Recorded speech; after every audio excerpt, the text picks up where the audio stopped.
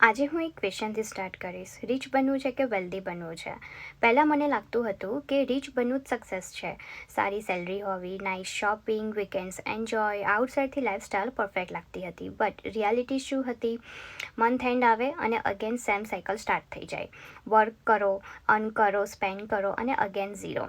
That is called being rich. પછી મને એક ડિફરન્સ સમજાયો કે wealthy people don't just earn money, they build income system. એક એક્ઝામ્પલ દ્વારા તમને સમજાવું તો જોબમાં એક પર્સનને $5,000 અર્ન કરે છે every month. Look successful, right? But જો એક મંથ કામ બંધ કરી દે તો ઇન્કમ પણ બંધ થઈ જાય. બટ ડિજિટલ બિઝનેસમાં સ્ટાર્ટિંગ સ્લો હોય છે, લર્નિંગ ફેઝ હોય છે, બટ એકવાર સિસ્ટમ બિલ્ડ થઈ જાય તો ટીમ, ઓટોમેશન, ઓનલાઈન પ્લેટફોર્મ દ્વારા બિઝનેસ રન થાય છે. તો income continues even when you are with family, even when you are traveling, even when you are sleeping.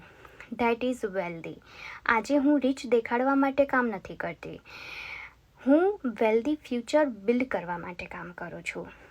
Because money earn કરવું ઇમ્પોર્ટન્ટ છે, પણ ફ્રીડમ ક્રિએટ કરવું, દેટ્સ રિયલ સક્સેસ.